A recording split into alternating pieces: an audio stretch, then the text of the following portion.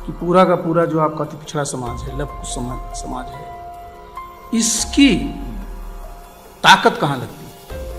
आज की तारीख में ज़्यादातर वो ताकत नीतीश बाबू के साथ है। तो स्वाभाविक है कि जब वो एनडीए के साथ रहते हैं तो एनडीए की सरकार बन जाती है, इंडिया गठबंधन में जाते हैं तो उनकी सरकार बन जाती है।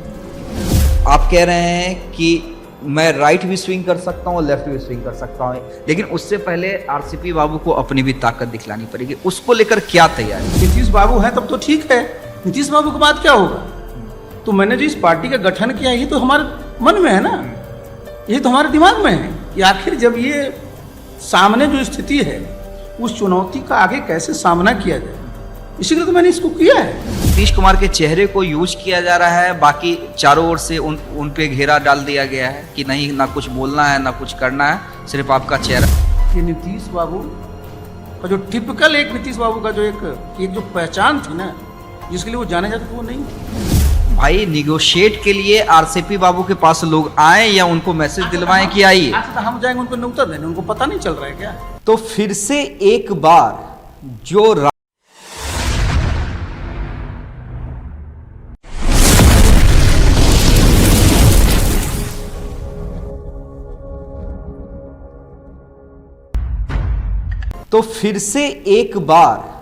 जो राजनीति बिहार से निकलकर सामने आई, उसने ये तय कर दिया कि नीतीश कुमार का विकल्प न बीजेपी के पास है न आरजेडी के पास है। देखिए, जिस हिसाब से जेडीयू की तरफ से प्रेशर बनाया गया, और मैं पहले दिन से कह रहा था कि पलटी मारने वाली कोई बात नहीं है, सिर्फ जेडीयू की ओर से प्रेशर क्रिएट किया जा रहा है। और प्रेशर का आलम ये था कि आरजेडी वाले स्वागत करने को तैयार हो गए थे और बीजेपी ने दिल्ली में जाके सरेंडर बोल दिया और कह दिया कि नेतृत्व नीतीश कुमार का ही होगा।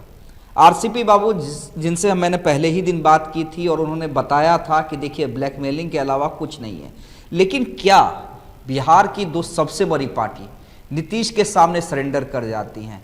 ऐसे में नई पार्टी जो आरसीपी बाबू ने बनाई है वो उसका मुकाबला कैसे करेंगे? तमाम चीज़ों पे हम बात करेंगे।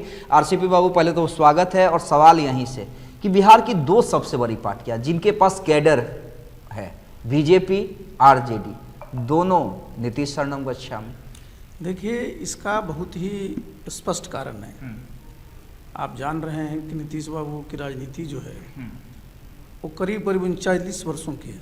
85 से तो वो बिल्कुल एक्टिव हैं, पहले भी रहे हैं, और जो 2005 के बाद से जो बिहार में मुख्यमंत्री बने, तो धीरे धीरे उनके साथ जो वोट जो एकजुट हुआ, आप जानते हैं कि बिहार में सबसे बड़ा जो वोट है वो अति पिछड़ा समाज का है।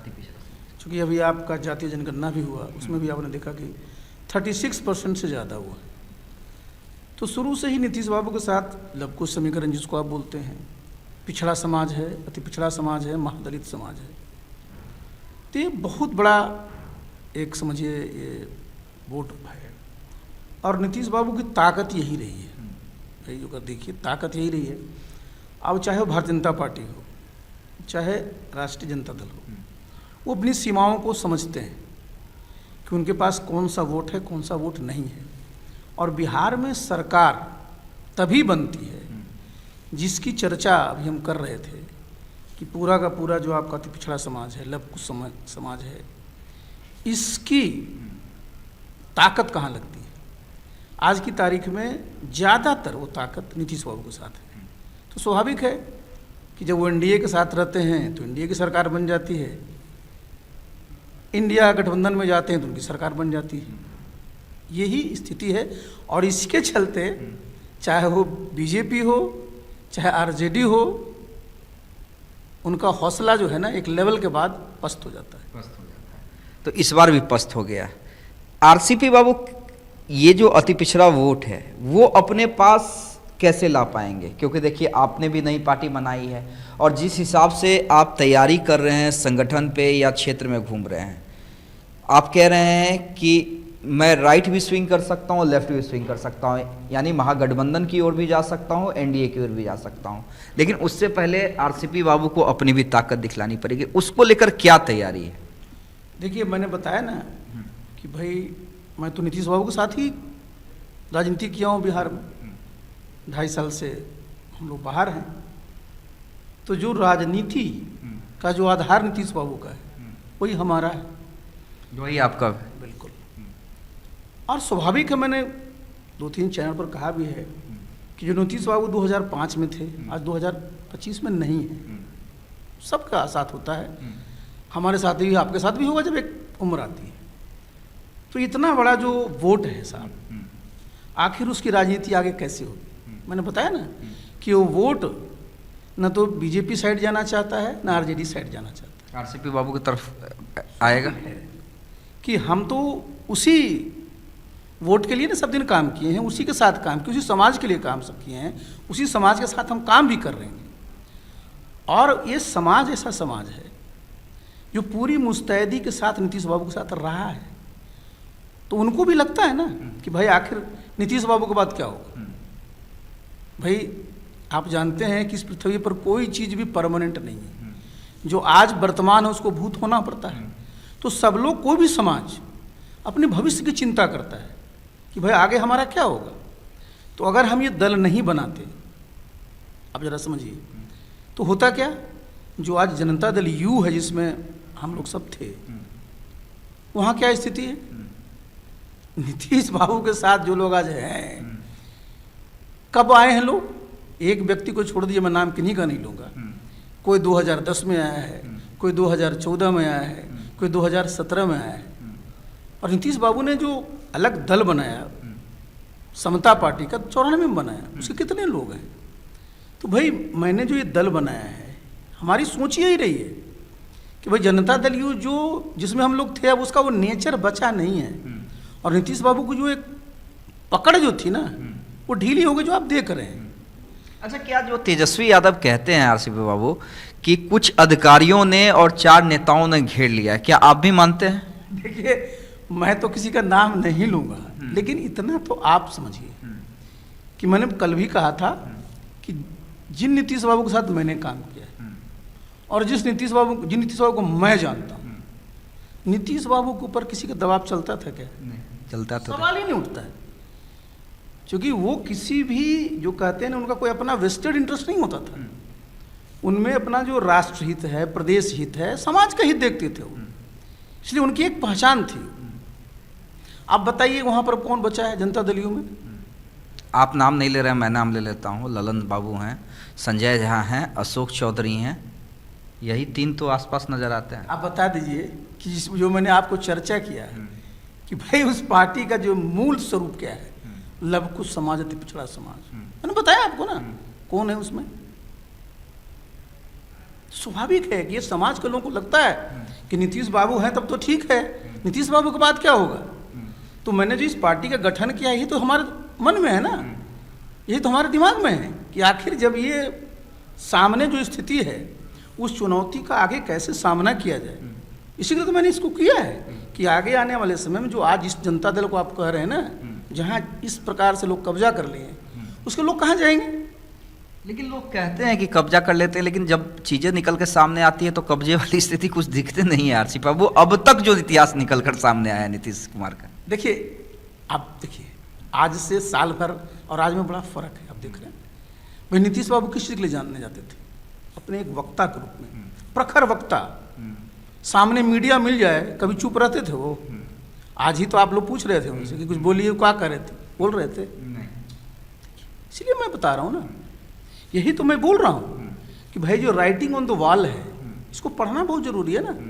और हम लोग अगर तैयारी नहीं किए रहेंगे तो पूरा का पूरा इतना बड़ा जो समाज है, वो कैसे आगे चुनौती को फेस तो मतलब आपका कहना है कि सिर्फ नीतीश कुमार के चेहरे को यूज किया जा रहा है, बाकी चारों ओर से उन पे घेरा डाल दिया गया है कि नहीं, ना कुछ बोलना है ना कुछ करना है, सिर्फ आपका चेहरा है? देखिए, मैंने तो आपको उदाहरण उस दिन भी दिया था कि नीतीश बाबू को आप जानते हैं, प्रशासन में उनका क्या रहता था। आप बताइए, 3 महीने में डीजीपी बदल जा रहा है। भाई पूरा का पूरा जो पुलिस महकमा है, उसका जो हेड है साहब, वो 3 महीना बदल जाता है। आप जिस व्यक्ति को बनाए हैं, वो 3 महीना पहले भी उस समय उस चीज़ के लिए क्वालिफाई कर रहे थे, उस दिन ही बना दिए होते तो क्यों ना बताती। मतलब क्या हुआ, 3 महीना पहले कुछ निर्णय, 3 महीना बाद फिर निर्णय। ऐसे में क्या होता है जी? ये नीतीश बाबू का जो टिपिकल एक नीतीश बाबू का जो एक जो पहचान थी ना, जिसके लिए वो जाने जाते थे, वो नहीं है, कहीं न कहीं कुछ और है। अच्छा, जब आरसीपी बाबू इन सब चीज़ों को समझ रहे हैं तो बीजेपी हो, तेजस्वी यादव हो, चिराग पासवान हो, वो लोग क्यों नहीं समझ पा रहे हैं? वो लोग भी खुद समझ रहे हैं, लेकिन करेंगे क्या? वो जो मैंने बताया ना, जिस वोट की मैंने चर्चा की ना, उस पर उनकी पकड़ कहाँ है? जो क्या कर पाएंगे वो? समझ तो खूब रहे हैं, खूब समझते हैं, लेकिन जिस वोट की मैं चर्चा कर रहा हूं, जो बिहार में जो आज उसकी ताकत है, वो तो आज नीतीश बाबू के साथ है। सिंधमारी कैसे कीजिएगा आरसीपी बाबू? चैलेंज तो आपके लिए भी है। सिंधमारी नहीं मैं कर रहा हूं ना, मैं तो बोल रहा हूं कि मेरा नेचुरल ट्रांसफर होगा जी। तो कब तक ट्रांसफर करवा लीजिएगा, कैसे? क्योंकि विश्वास दिलाना पड़ेगा ना। ठीक है, आप देखिए, मैं तो बताया ना कि भाई आज क्या है मैसेज तो स्पष्ट है ना कि भाई जनता दल को लोगों ने कब्जा कर लिया, और मैंने आपको बता भी दिया। तो बाकी वो देखेंगे कि हमारा आगे फ्यूचर क्या होगा। भाई नीतीश बाबू के आगे कौन होंगे जिनका नाम आप ले रहे हैं? उसको कौन स्वीकार करेगा? कोई करेगा? बिल्कुल नहीं करेगा, जिस समाज की मैं चर्चा कर रहा हूं। तो मैंने तो पूरे के पूरे सब चीज़ को मद्देनजर में रख करके इसको किया है कि हम लोग उनके बिल्कुल नेचुरल, हम लोग सारे लोग हम लोग को नेचुरल इसमें आ जाए। अच्छा, हमारी पार्टी में लोग जुड़ रहे हैं, वो कौन है? अभी सभी प्रखंडों के हमने अध्यक्ष बना दिए, जिला में अध्यक्ष बन गए। ज्यादातर लोगों का बैकग्राउंड क्या है? या तो समता पार्टी में थे या जनता दलियों में थे।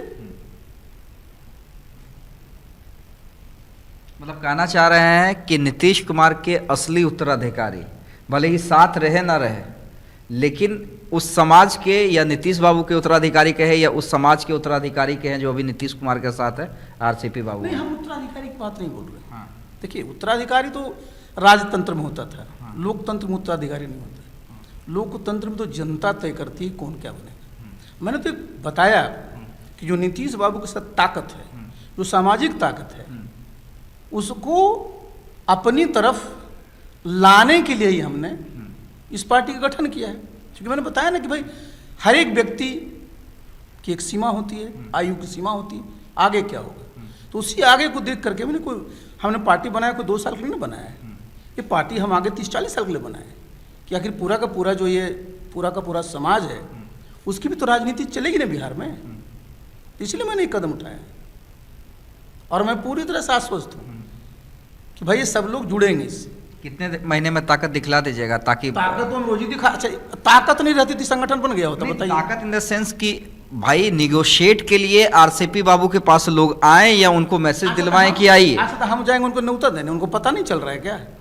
आप जरा बता दीजिए कितनी पार्टियां हैं बिहार में जिसने अपने 500-3400 प्रखंड बना लिए इतना कम समय में? ताकत है तब तो। प्रखंड एक ऐसा संगठन का ढांचा है, आप जरा समझिए, उसमें आदमी खोज लेना इतना आसान नहीं होता। हमारी ताकत है तब ना।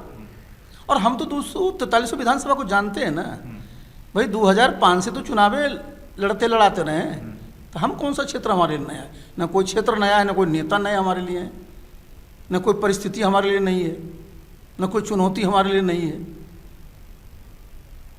न्योता देंगे नहीं, न्योता आएगा तो जाएंगे। हम तो बता ही रहे ना आपको कि मैं तो प्रैक्टिकल आदमी हूँ, मैं प्रैग्मेटिक पॉलिटिक्स वाला हूँ, मैं कोई हवा वाला तो हूँ नहीं। और निश्चित रूप से जहाँ हमारे साथ जो लोग जुड़े हुए हैं, पूरा का पूरा इस समाज की हमने चर्चा की, उसका जितना बेहतरी के लिए जो होगा हम करेंगे। चलिए, सीधे सीधे समझिए कि नीतीश कुमार की राजनीति को सब समझते हैं, चाहे वो बीजेपी हो, चिराग हो, तेजस्वी हो, लेकिन ऑप्शन नहीं है। ऑप्शन के कारण नीतीश कुमार के आगे सरेंडर कर जाते हैं और उस ऑप्शन को बहुत अच्छे तरीके से तलाश रहे हैं और लोगों को विश्वास दिला रहे हैं। आरसीपी सिंह तैयारी कर रहे हैं, प्रखंड की बात कर रहे हैं, यात्रा कर रहे हैं और सीधे सीधे कह दिया है कि जो लोग हमसे जुड़ रहे हैं उन्हें निराश नहीं होने देंगे और न्योता आता है तो न्योता को स्वीकार भी करेंगे और गठबंधन भी करेंगे।